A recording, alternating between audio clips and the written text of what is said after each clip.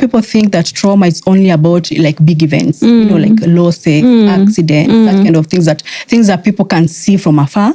But also people forget that trauma can be the little things that you're going through.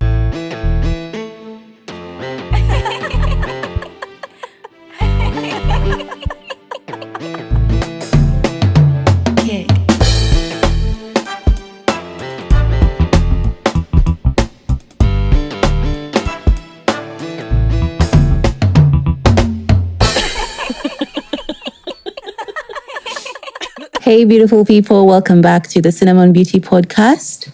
This is a space where we recognize that beauty is so much more than what you see in the mirror. It's the resilience, the courage, and the faith we all carry inside. I'm your host, Lucky, and in this episode, we're going to tackle issues that are a bit alien to our society. We're going to talk about trauma, therapy, and how we can use therapy as a tool to navigate different issues in our lives. In the studio today, I'm joined by an amazing woman. Please join me in welcoming Miss Ruth Mwaura.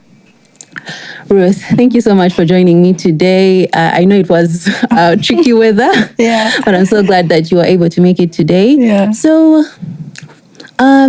before we get into the conversation, let me briefly introduce Miss Ruth. Miss Ruth is a clinical psychologist that has over 14 years experience in the field of mental health and psychology.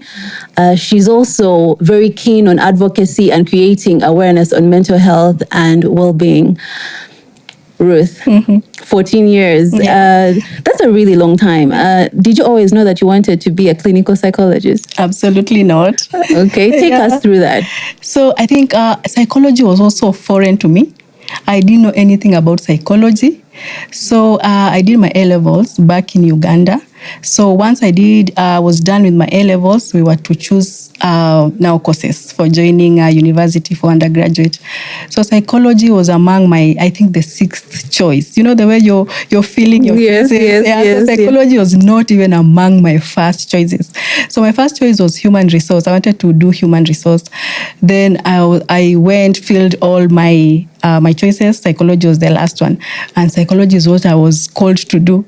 Okay. Yeah, so once I received my letter that I need to do psychology, I was like, wow, what is psychology? What is this? I have no idea. Okay, yeah. I have no idea what I'm being called to do. So I wanted to change the course and go back to human resource. Then there was a lot of mishaps, so I wasn't able to change the course. So I did, maybe there's a reason why I'm being called to do psychology. So I started doing psychology and I loved it. So I was like, okay, it's new to me, but it's something I love to do. So that's how I got into psychology. Yeah. Okay. Because to be honest, from back home, usually when you're thinking of things to do in university, it's hard to think about psychology unless you have a background in it. Yes. Because most times it's like doctor, lawyer, or whatever, banker, different things. But I think 14 years says a lot about you, and it says that you picked something that was right for you, because for you to be in that profession for this long, you must be doing something right.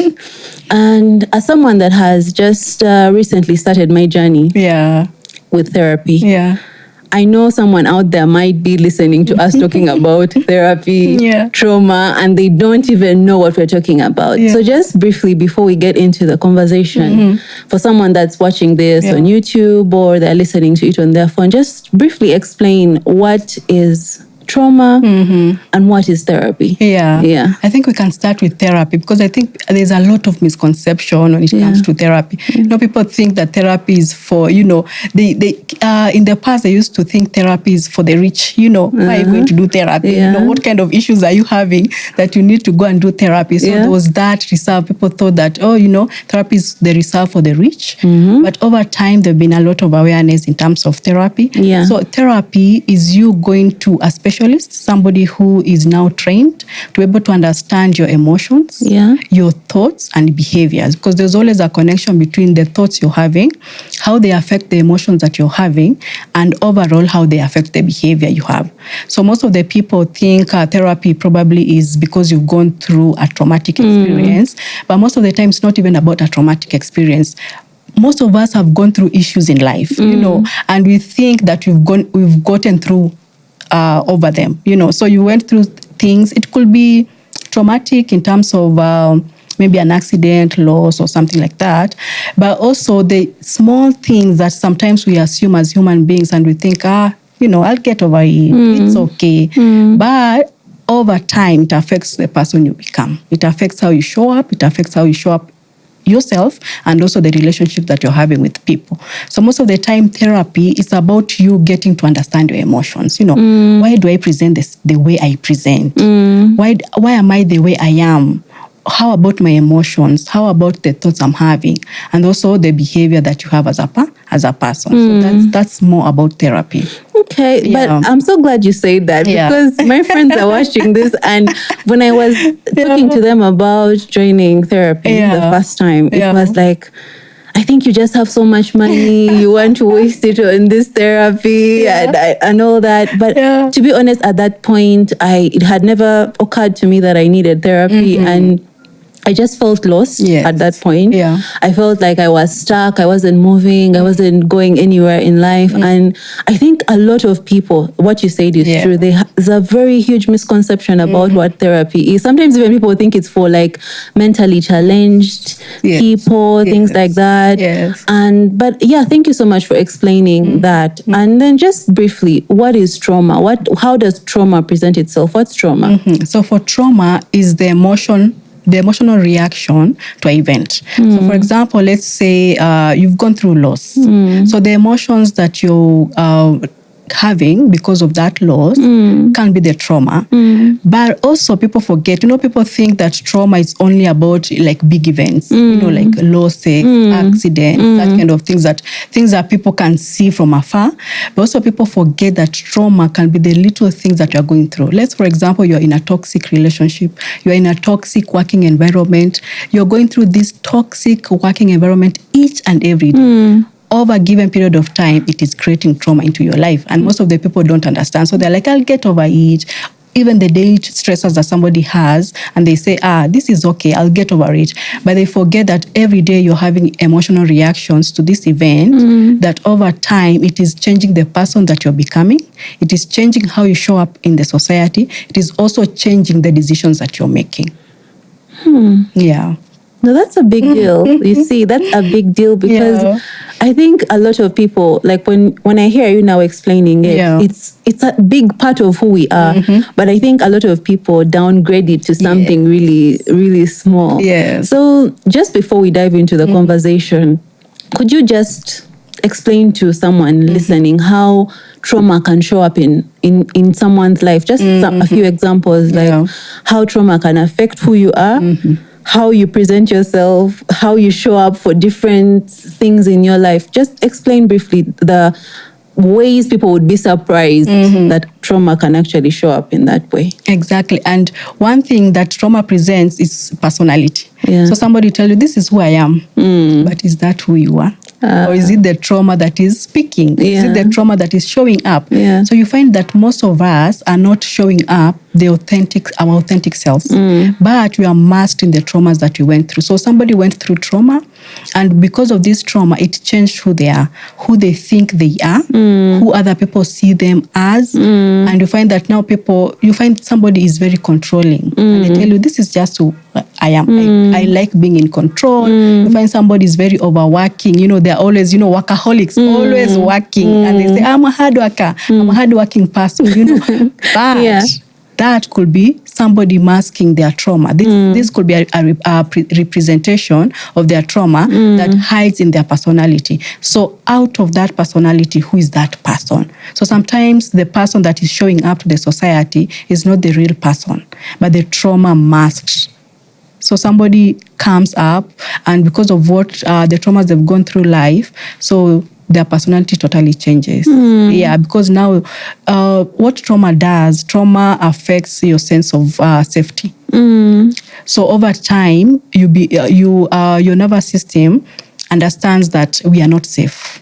So if we are not safe, then we present in a way how the trauma shows like up. You're defensive. So you're defensive, you are overworking, a lot of people-pleasing tendencies, because now this is what trauma made you become, but you are not the person that was there before the trauma. So you find that probably let's say, let's go back to maybe childhood traumas, childhood experiences. So somebody went through child abuse, they went through violence, they went through child neglect.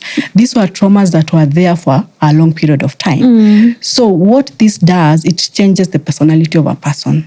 It changes the how people view themselves. So if somebody was brought up in a family where they were never heard, they were never seen, you had to perform for you to be, to be recognized, like, how are your studies?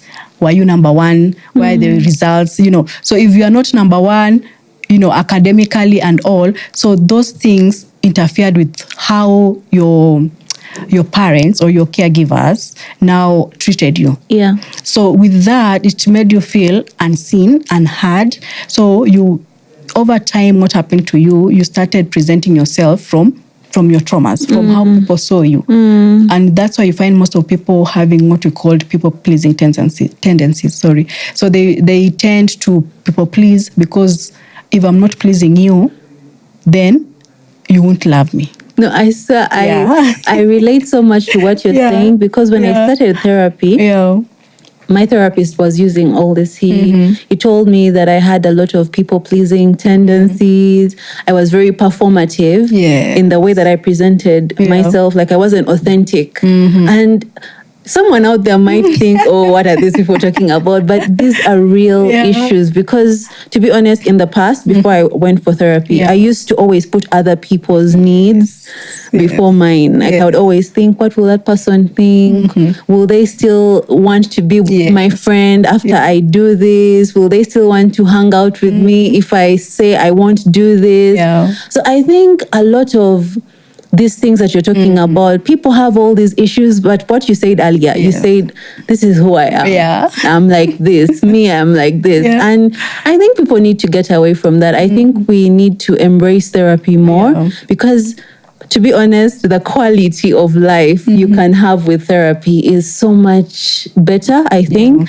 So, so before we go into the next question, the next question says that, because I always ask this to my therapist too, like, did he think that everyone needs therapy? Do you think that everyone has a certain degree of trauma? Do you think, let me just read it here. It says, like, do we all carry different, like a degree of trauma?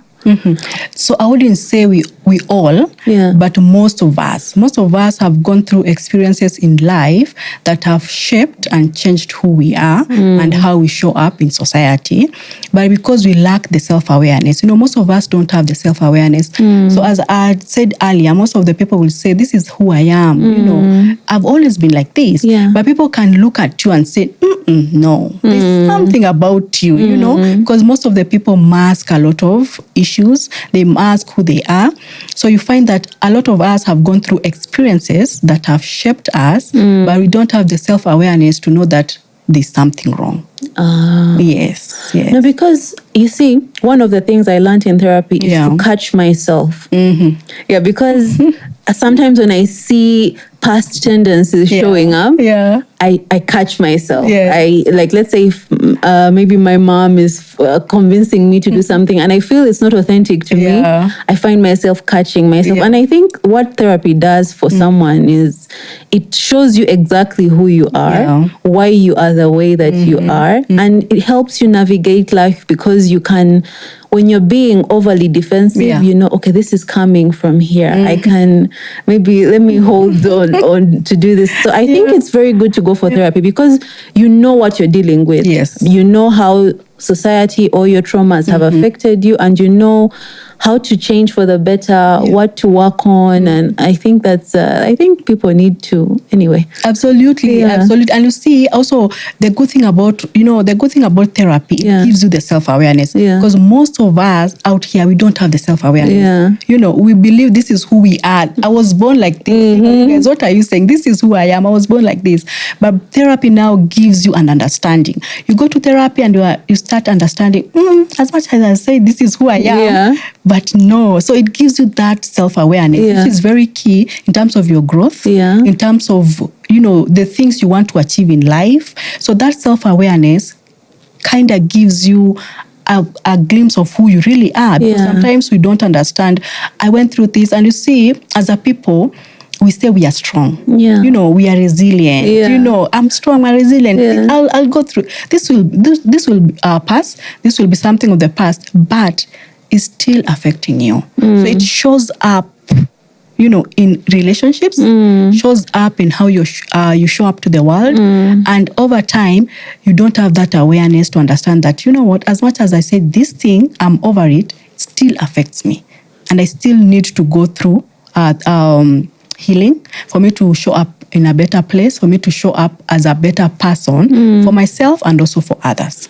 No, it's good you've mentioned relationships because I feel a lot of people lose out on really good relationships because of that thing of me, this is who I am. You see, because sometimes just the difference between you having a successful relationship and a relationship that fails is just understanding different triggers in your life, knowing, okay, I don't have to always react on this. I don't have to always do this. I can say what I like, what I want. I want to be heard. Like I can talk to my partner or things like that. And I think a lot of people lose out on really, really good relationships because of that thing of, you have to love me like this. You have to, I can't change, I can't be better. You see, and I think that's a really negative way to look at it. Because, if anyone, I know a lot of people don't have access to therapy and therapists, but if you have the means to have someone sit down and listen to you and play back your thoughts to you and things, I think it's a really good investment in your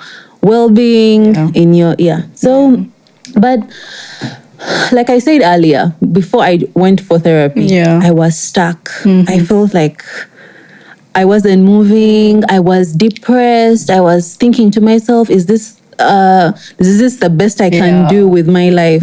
So how does trauma affect our self-image and how does it affect our willingness to pursue bigger goals? Because, you know, I know that most of us, when we are kids, especially when you look at young children, we have these dreams, we have these things we want to be. Like you have this superpower, like when you're a kid. But then as time goes, I think it's the world, like you mentioned earlier, the world kind of shapes you and twists you and turns you. And at the end of it, you can't do anything. You find yourself like you're stuck. You can't pursue these big goals that you have. You think you're not good enough. You think you're not worthy of this thing. So how does trauma affect our self-image? And how does it affect our ability to pursue bigger goals? Thank you. And you find, as you've said, when you're younger, you know, kids are younger and they have, you know, they have this imagination of who they want to become, and nothing or no one can tell them otherwise. You know, they know that this, I want to be this, you know, and I can be this. So they trust themselves, they believe in themselves, and they know that I can achieve whatever I put my mind into. So what happens is that over time as we grow up, so we are talking about our caregivers, we are talking about what we called our significant people that are there. So then you go to school and all that. So the people around you are shaping the person that you're becoming. So over time, you believed in yourself. You knew that I could do this. But over time, what happens? You get those, you get people telling you, no, you can't. You know, you say, I want to be an astronaut. And I tell you, do you know who an astronaut is? You can't. These are not, you know, that is not for people like you. So what happens is that over time, people start giving you doubts and fears. And what happens is that you start doubting who you are. So you knew who you wanted to be when you're growing up. But because of the people that are surrounding you, they kind of dim your light by telling you you can't. Because most of the time you're growing up, you say this, they say no. No, you know, we are told a lot of no's. A lot of you can't.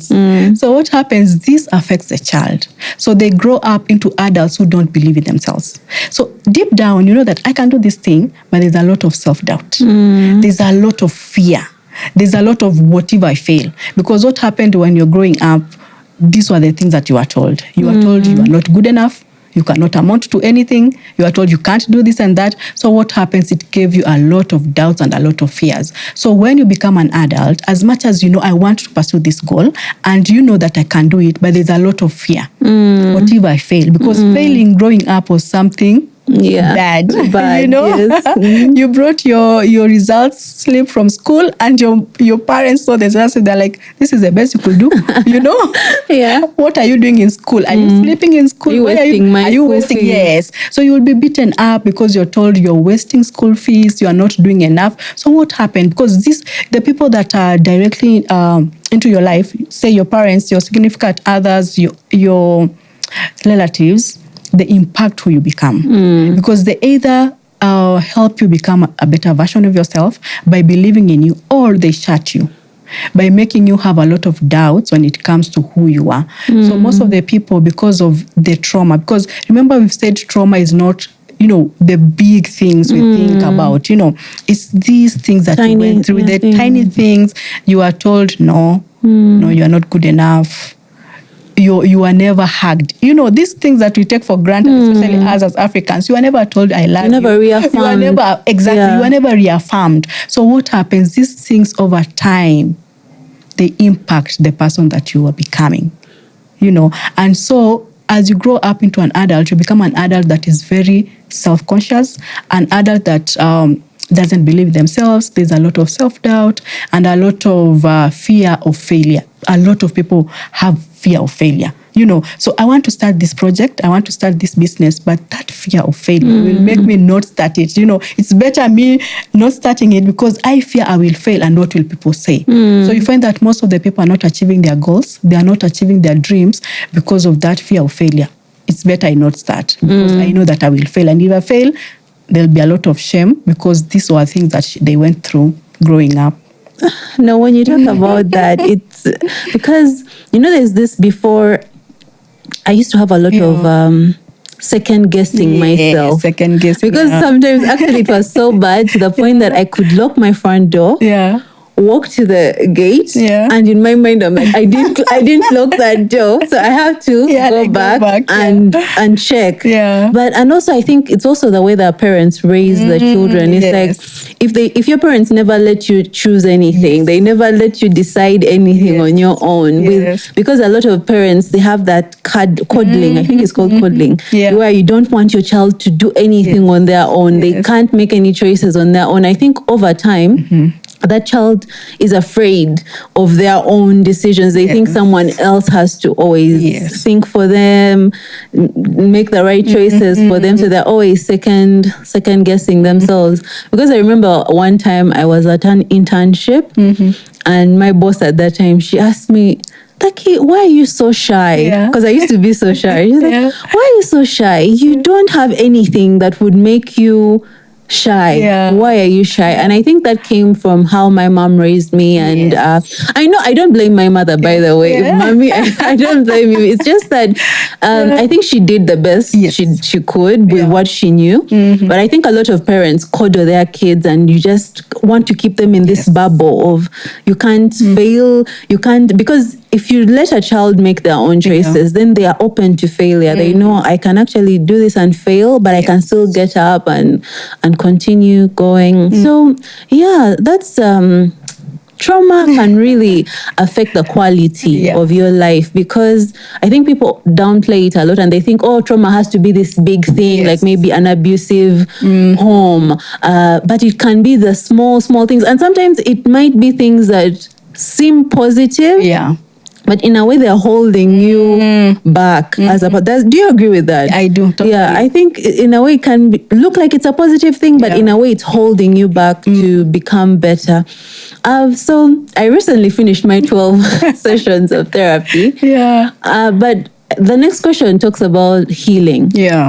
How do I know that I am now healed? That I am now living in the purpose, in who I'm meant to be? How do I know that I'm finally now on the right path? Like I'm now healed, and now I'm more aware, self-aware of who I am, and now I'm better. Like I'm on the right path. How do you know that you're healed? Yeah. And you say most people think healing is a destination. Like I am now healed. Here I am healed. Yeah. But healing is the self-awareness you're talking about. That is part of the healing. Yeah. So now you're showing up as the authentic you. Yeah. Remember when we say trauma changes your personality, yes, changes who you show up, how you show up to people, the decisions you're making and all. Yeah. So when you talk about healing and now you're showing up at this particular time when you talk about healing, then you are showing up authentically. The person that was meant to be. Now you're lucky, not the lucky that is, presenting, people pleasing and all this and hiding in the mask of self-doubt, having a lot of, second guessing yourself. So healing is now you being able to be you. The real you, the authentic you, the person that has boundaries, the person that can say no. Because remember, before you wouldn't say no. So people will tell you, let's do this. You don't want to do it, but you just say yes because you want to please them. You don't want to hurt people. But now when healing has happened, you are real. Your no is a no. So you have boundaries. You are showing up better in relationships. So you know that me being in this relationship, I'm not hiding. I'm not saying this is who I am, deal with it. You're able to talk through. If there are issues in relationships, you're able to talk through other than hiding like you used to do. So this healing is a journey. So you don't arrive. It's not a destination. You say, now I've arrived and now I'm healing. I'm healed. Because there will always be those triggers. They will come. But now, where you are now, when the triggers come, you understand them. When I'm triggered, I know there's something. Something has happened. What has triggered me? Maybe this person has talked to me the way I used to be talked to growing up. This person has triggered a nerve in me, and that's why I'm reacting the way I am reacting. So your healed self is a person that understands who they are now, not the versions that they became because of the trauma they went through. So you're here. You have the self-awareness, you know who you are, the dreams you want to pursue, and then you're able to know that these are the triggers. When the triggers come, you're able to understand them, you're able to sit with them and know that I've been triggered, so how am I going to deal with this? So you have the tools to be able to help you navigate life during this period of time. That makes a lot of sense. Because, before therapy, I used to avoid conflict. You don't want even to annoy someone. You don't want to say something wrong. But therapy has taught me to, and what you said is also true about the fact that it's not a destination. Because that's one thing that my therapist always says, like, journal, keep journaling, keep catching yourself in these things, because they're always going to present themselves. It's going to come in some way. And if you keep ignoring it and not addressing it, you find yourself falling back into the patterns you were in before. But I think what you mentioned is that the importance of therapy is mostly self-awareness. Now you know that, okay, this is who I am. This is how I present. These are my triggers. I can avoid, sometimes you can avoid those triggers. And also knowing, like what you said, setting boundaries. Because, before, I didn't have any boundaries. I don't know, there's this thing we say, a black tax. My mom would ask me for money. Sometimes you don't even have it, but somehow you have to get it because you can't say no.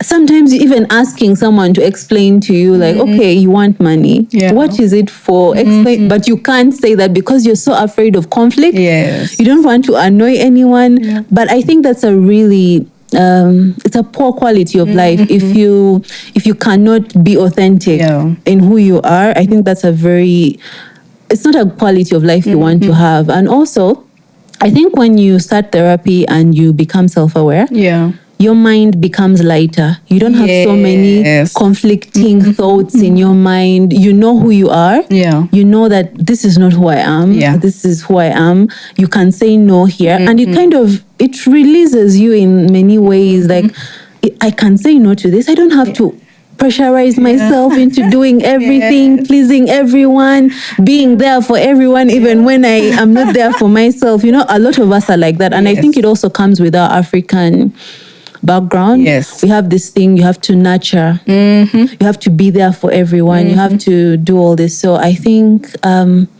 therapy is something everyone needs to. I think we're running out of time, but I just want to ask the last question before we go into the rapid fire.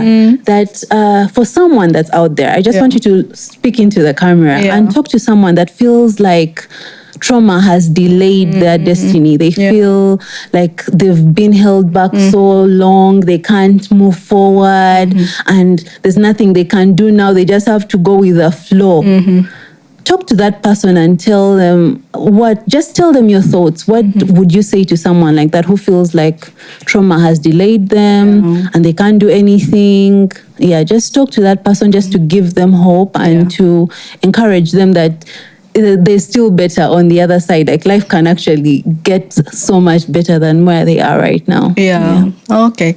So I think for the person that feels stuck, they feel left behind, I would tell them that it's never late. It's, there's always this pressure from society that at a certain age, you have to have achieved this and that and that.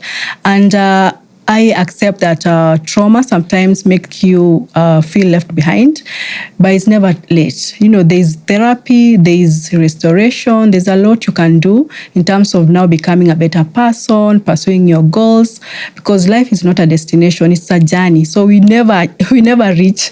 We are always moving and becoming better versions of ourselves.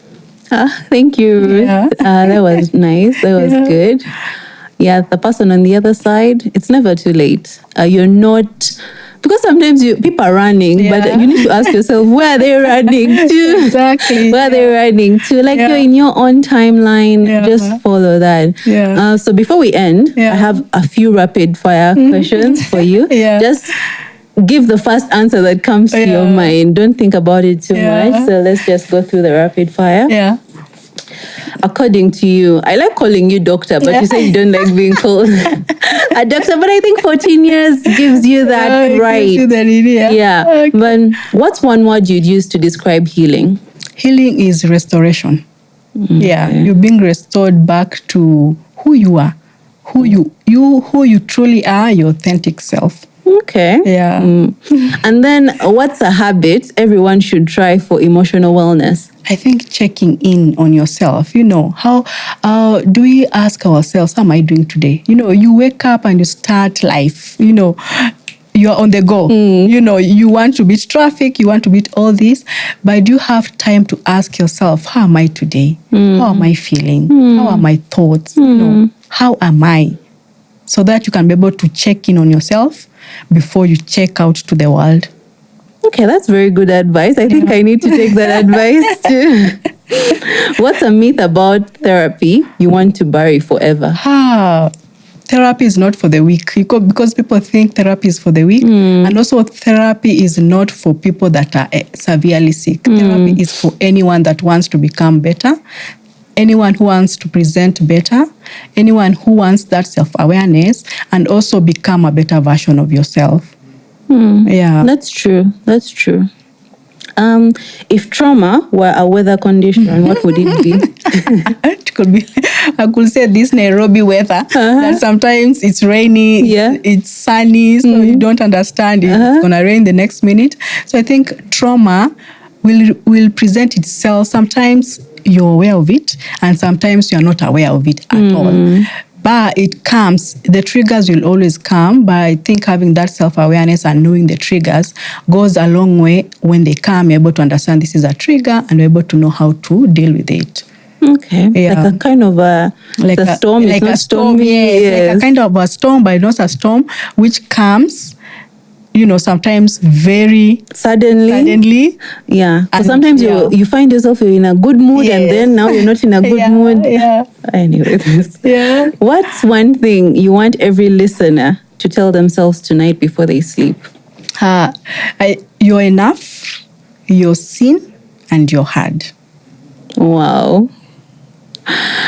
I'll call you Dr. Ruth for this episode. So, Ruth, just before we close, what are your parting words?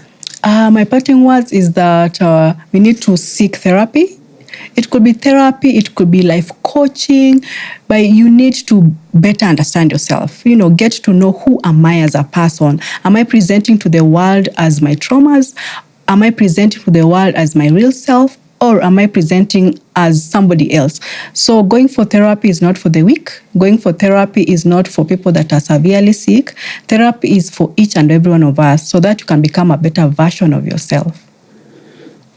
Thank you, Ruth. I think that was really beautiful. I think a lot of people are going to resonate with this episode, because I think a lot of us think you have to go through life alone. You don't need help. Like, if you get help, now you're weak. Especially the men. Actually, especially the men.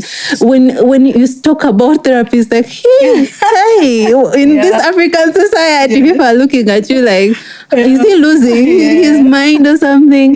But I think there's all these tools, especially in this day and age, there's all these tools to help you, people to talk to, life coaches, motivation. Like, listen to motivation. If you don't want to go, take baby steps. You don't have to push yourself like, oh, I have to go for therapy. No, just slowly learn about it. What is it?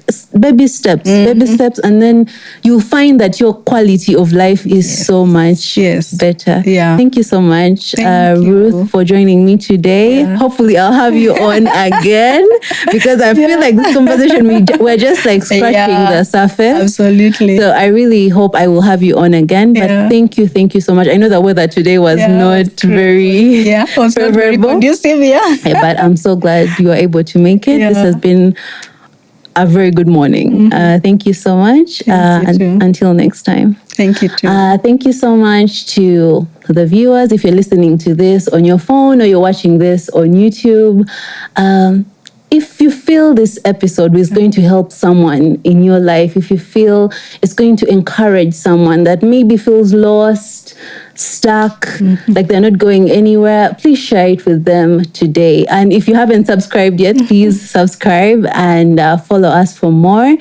As always, sending you my love and endless blessings. Stay fabulous.